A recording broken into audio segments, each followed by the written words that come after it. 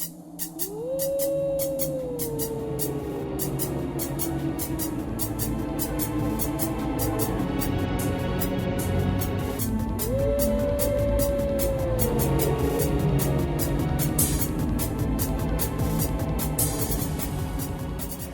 right, Monty Lutz, Sport Bike Track Time. You're rocking the brand new RC8 I see here. It's true. Yeah, marvelous day. We spent Monday afternoon on them, dealer launch all day on Wednesday, and then got to have a little fun last night and tonight here at beautiful Mid-Ohio Sports Car Course. So tough to be Monty. Somebody has to do it. You know, it's a really tough job. And you're so brave and good looking at it. I pinch myself every morning. So tell us about the bike. You've been riding it for 3 days. Yeah, I have. It's, you know, if anybody who knows me knows I have a soft spot for big twins. Been riding twins ever since I got a 900 Ducati back in 1993, and haven't been able to give up the addiction ever since. It's a fantastic motorcycle, big hit of torque, very linear power band. I think the two things that stand out the most, besides the devilishly handsome looks of the motorcycle, are the slipper clutch system, which isn't really a slipper clutch. It's got a shower injector on the rear cylinder, so when you roll off the gas, 1,190 cc's of big back torque don't make that rear wheel chatter. And all I can say about it is you don't even notice it's there. So it works really well. The other thing, these bikes are set up for a you know, street demos and track demos, and it really has light steering, goes where you want to point it, and mid-corner corrections are really easy. Real light front end, almost like a 600. Yeah, neat motorcycle. Also, I was lucky enough to ride the only white one in the United States here, so I held back a little bit because I don't want to be that guy. Yeah, absolutely. The bodywork man. Absolutely, that's right. I didn't want to be the first one to test the parts network and availability for replacement parts. So you're going to be running these at your track days, and I guess your instructors are going to be riding them and such like that? It's true. Right now we're working with the Super Duke, which is a fantastic motorcycle, a 1,000cc motorcycle that's right beside you over there. These are a little limited right now. They'll be bringing about 50 or 60 of them in, and dealers have already pre-ordered them, and the object is to get people to see them, get them out, do things like we're doing today. You know, get some butts in seats and have some decision influencers and stuff, peer group centers ride the motorcycles and evaluate them. And then I believe sometime around February, March is where the mainstream product is supposed to start flowing in, but maybe John Hines from KTM would probably be a little bit more accurate on that than me. All right, well, you continue to stay brave and courageous as you ride these bikes, and we'll be praying for you. We certainly will. Thanks a lot, and good luck to all you folks, and going to be around here for the races tomorrow. We'll see you then, okay?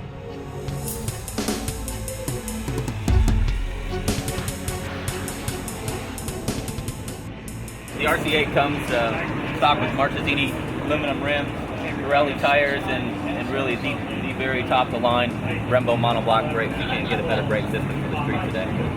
The clip-ons themselves, this bike actually happens to be set in race mode. They've got this small bolt here with a spacer, which allows the owner of the bike to easily adjust his clip-ons up and down, as well as keeping the actual stock angle of the handlebars correct and the height correct. So you can see there's the gap here. You can pull that bolt and washer out, slide those up, and that'll be more comfortable for a street ride. The steering dampener here, WP steering dampener, comes stock on the bike. There's 32 positions of adjustment available in the steering dampener. Both of the radial mounted levers for the clutch and brake are adjustable as far as lever length goes. Moving back through the bike, the foot pegs have a number of adjustments.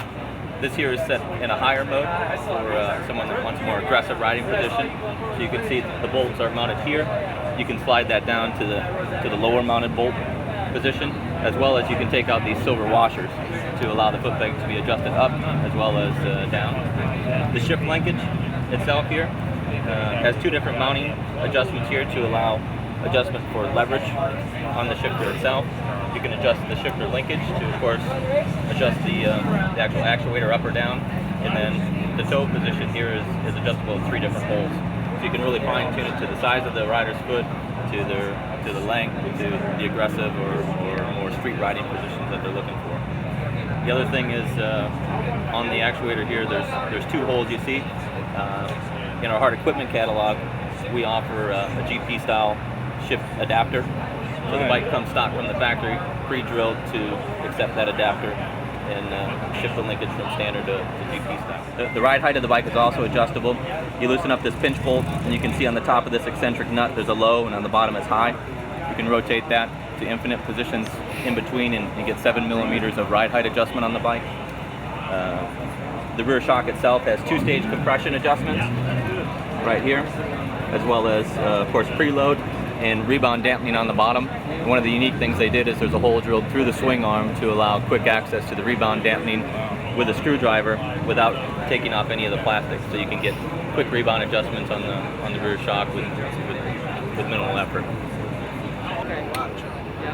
At the top, the red shift light is programmable to any RPM the rider wants to set that in.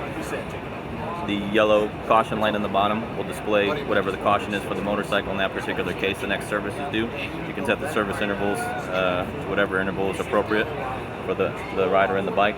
Other things that may caution, there's a cylinder temperature on both the front and rear cylinder, there's coolant temperature, oil temperature, icy conditions. There's 2 different modes on the meter itself. There's race mode and a road mode. Currently it's in race mode. It starts out at 99. You can see this one's down to 93. And the way you activate it is this lap button here on the handlebar. Select the spot on the racetrack and click that as you go by, and it moves it into the actually activating the meter itself. And it tells you what your last lap time was, plus or minus the time from the lap prior to that, and then plus or minus the time from your best lap. You can scroll through and you get a top speed menu. Now we've actually activated it here, so it's telling us the last lap that somebody rode on the bike was 28 miles an hour, plus or minus the time to the last one, to the best one. The best lap for this rider was lap number 3, tells you the time. This is the top speed best lap, 138. And then this is the main menu. So it records your race odometer. That's your entire life cycle of the motorcycle in race mode. And then it tells you your race trip is 239 miles, so that's exactly what you did during those sessions. Max RPM and the top speed during those sessions. If you want to change it to road mode, you hold those buttons in, go to setup, change mode from race to road, go